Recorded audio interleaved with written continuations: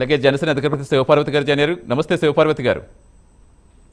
ముందుగా శివపార్వతి గారు, సో ఏంటి ఈ రోజు చూస్తాం మనం నర్సుల దినోత్సవం అంటే ఈ రోజు జనరల్ గా ఎంత మేజర్ ఇష్యూస్ ఉన్నాయో మనం చూస్తున్నాం. అంత మేజర్ ఇష్యూస్ ఉన్నా సరే పవన్ కళ్యాణ్ గారు ఎక్కడా కూడా తగ్గకుండా అంతర్జాతీయ నర్సుల దినోత్సవం సందర్భంగా వారిని పిలిపించి పిఠాపురం నియోజకవర్గంలో ప్రభుత్వ ఆసుపత్రి నుంచి 8 మంది స్టాఫ్ నర్సులను పిలిపించి ప్రత్యేకంగా అభినందించి వారి సేవలంటూ నేను ప్రత్యక్షంగా చూశాను. నా కుమారుడు గాయాలపడినప్పుడు సింగపూర్లో కూడా నర్సులు ఎంత సేవ చేశారో, వాళ్ళు ఎంత కష్టపడ్డారో, వాళ్ళందరి కష్టఫలితంగానే నా కుమారుడు ఆరోగ్యంగా ఉన్నాడని కూడా చాలా భావోద్వేగానికి లోనయ్యారు. సో అంటే ఏం చెప్తారు అంటే ఏ స్థాయి వ్యక్తి అయినా సరే వాళ్ళ సేవలను గౌరవించి సత్కరిస్తే వాళ్ళకి ఒక బూస్టప్ అనేది ఖచ్చితంగా వస్తుంది.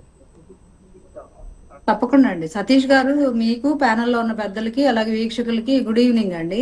నర్సులనే కాదు, డాక్టర్లు, నర్సులు, వైద్య రంగంలో ఉన్న ప్రతి ఒక్క సేవకులు, ముఖ్యంగా స్టాఫ్ నర్సులు. ఎందుకంటే డాక్టర్ ఉన్నా లేకపోయినా అపరాత్రి అర్ధరాత్రి అని లేకుండా ఎప్పుడు పేషెంట్ ని ఎళ్లవేళ్ల కంటికి రప్పలా కాచుకునే ఉండేది నర్సులు. డాక్టర్స్ వైద్యం చేసి వెళ్తారే గానీ వాళ్ళని ఫాలోఅప్ చేయడం గానీ, మెడిసిన్ ఇవ్వడం గానీ, వాళ్ళకి క్యూర్ చేయడం గానీ, డ్రెస్అప్ చేయడం గానీ, వాళ్ళని నడిపించడం గానీ, ఏదైనా ప్రతి విషయంలోనూ నర్సుల కేర్ అసలు అది దాన్ని ఒక రకంగా కూడా వర్ణించడానికి కూడా వీలు కాదు. అంత సేవ చేస్తారు వాళ్ళు, అంత డౌన్ టు ఎర్త్ ఉంటారు. వాళ్ళ నైట్ డ్యూటీ చేసే నర్సులు చూస్తే చాలా ఎలా అనిపిస్తుంది అంటే వాళ్ళ డెడికేషన్ కి, అంటే డబ్బులు ప్రతి ఒక్క రంగంలో కష్టపడితే డబ్బులు వస్తాయండి, కానీ వైద్య రంగంలో ఉన్న కష్టం అది డబ్బులతోటి ముడిపెట్టే విషయం కాదు. అది కంప్లీట్ గా వాళ్ళు ఆత్మ వంచన లేకుండా కంప్లీట్ గా దానిలో ఇన్వాల్వ్ అయితేనే ఆ సర్వీస్ అంతా వస్తుంది. ప్రభుత్వ హాస్పిటల్లో కూడా, పిఠాపురంలో కూడా 100 పడకల ఆసుపత్రిని పెంచారు. అలాగే స్టాఫ్ నర్సులు తక్కువగా ఉన్నారని ఆయన రాగానే ఒక 30 మందినో 35 మందినో పెంచారండి. వెంటనే రిక్రూట్ చేశారు వాళ్ళు. సో చేసిన దగ్గర నుంచి అక్కడ ఆయా ప్రాంతాల్లో జరుగుతున్న విధి విధానాలు ఆయన ఎప్పటికప్పుడు తరోగా వాళ్ళు చేస్తున్న సర్వీస్ ఎప్పటికప్పుడు తెలుసుకొని, ఈ రోజు నర్సుల దినోత్సవం కాబట్టి ప్రత్యేకంగా పిలిపించుకొని ప్రతి ఎమ్మెల్యే ఇలా చేస్తే కనుక, అంటే మనల్ని గుర్తిస్తున్నారు, మన సర్వీసుల్ని గుర్తిస్తున్నారు, మనకి గౌరవిస్తున్నారు అనే ఒక చిన్న అభినందన అనేది ఎంతో అదొక సంజీవనిలా పనిచేస్తుందండి వాళ్ళ సర్వీస్ మొత్తంలో.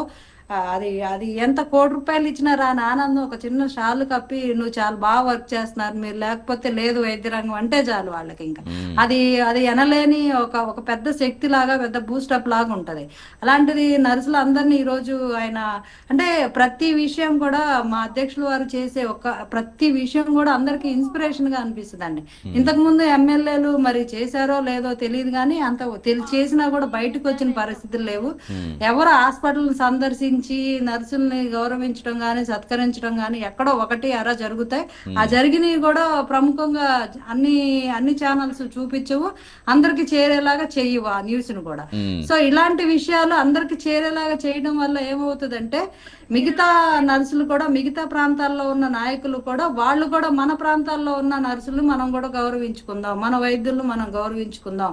వాళ్ళ గౌరవం ఇవ్వడం వల్ల సరైన విధి విధానంలో వైద్యం అన్ని వేళలా సామాన్య ప్రజలకు అందేలాగా వాళ్ళు సర్వదా కృషి చేస్తారు. ఒక్కొక్కసారి కరోనా టైంలో అండి ప్రాణాలకి సైతం తెగించి పనిచేసిన నర్సులు కూడా ఉన్నారండి. సరైన ఎక్విప్మెంట్ లేకుండా, మాస్కులు లేకుండా వాళ్ళు చేసిన కృషి అయితే అసలు కొంతమంది ప్రాణాలనే కోల్పోయిన పరిస్థితి. అందుకే ఫ్రంట్ లైన్ వారియర్స్ అంటారండి వాళ్ళు.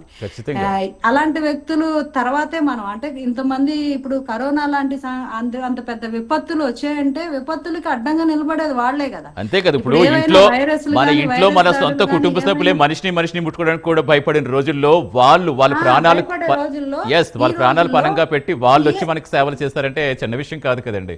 చిన్న విషయం కాదు. దట్టు ఏంటంటే హాస్పిటల్స్ లో ఒక రోగి అతన్ని అంటువ్యాధి వస్తుందో, లేకపోతే అతన్ని అంటుకుంటే మనకి ఇన్ఫెక్షన్ వస్తుందో అని చెప్పి మాస్కులు, గ్లౌజులు అంతా పగడ్బందీగా ఇంట్లో వాళ్ళే అన్ని రకాలుగా దిగేసుకొని వాళ్ళ దగ్గరికి వెళ్లే పరిస్థితి ఉంది. అలాంటిది పాపం నర్సులు వాళ్ళ దగ్గరే ఉండి 24/7 వాళ్ళ కాళ్ళు అంటే పుండ్లు గాని, గాయాలు గాని అయినా వాళ్ళు చేసే ఆ క్లీనింగ్ అండ్ డ్రెస్సింగ్ అని చూస్తుంటే చాలా అనిపిస్తుంది. అది చూసిన తర్వాత వాళ్ళు ఆహారం తీసుకోవాలన్నా కూడా వాళ్ళకి ఎంత ఇబ్బందిగా ఉంటుందో, కానీ వాటినన్నిటిని దాటి, ఆ లేయర్ ని దాటి వాళ్ళు పనిచేస్తారండి. ఏది మనసుకు తీసుకోకుండా, ఏదిని చీదరనుకోకుండా, ఏది వాళ్ళకి ఇబ్బందికరం లేకుండా దాన్ని ఒక చాలా ఉన్నతంగా చేస్తారు.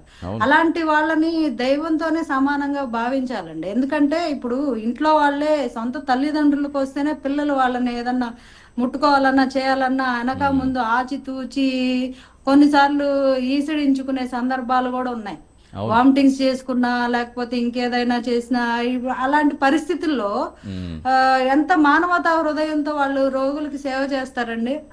అలాంటి వ్యక్తుల్ని మనం గౌరవించుకోవాలి. వాళ్ళకి ఏ సంబంధం లేని వ్యక్తుల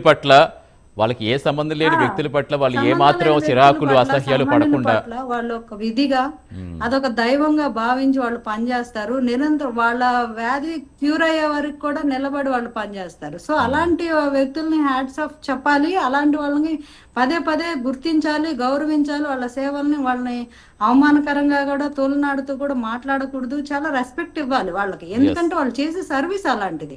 ఆ సర్వీస్ ని ఎప్పుడు డబ్బుతో గానీ ఇంక దేంతో గానీ ముడిపెట్టడానికి వీలు లేదు. అది చాలా గొప్ప సర్వీస్. వాళ్ళు ఆ రంగం ఎంచుకోవడమే చాలా పెద్ద విషయం.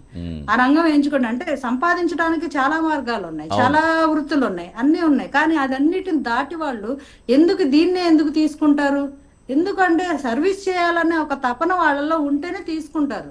ఏదో శాలరీ వస్తుందనో లేకపోతే మనకేదో మంచిగా గవర్నమెంట్ శాలరీస్ మనకి వెల్ సెటిల్ అవుతామని కాదు.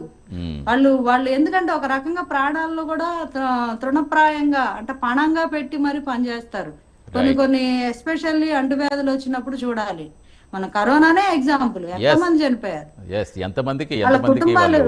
ఎంతమందికి ప్రాణదానం చేస్తారు, ఎంతమందికి సేవ చేస్తారు. ఖచ్చితంగా కంటిన్యూ చేద్దాం శివపార్వతి గారు. శివపార్వతి గారు కంటిన్యూ చేద్దాం. డెఫినెట్గా ఇప్పుడు మీరు చెప్పిన కొన్ని వ్యాలిడ్ పాయింట్స్ కూడా డిస్కస్ చేద్దాం మనం. మౌనిక గారు వచ్చారండి, నేను నా పైన ఆవిడ మళ్ళీ టెక్నికల్ ఇష్యూ వచ్చినట్టుంది. రామ్మోహన్ గారు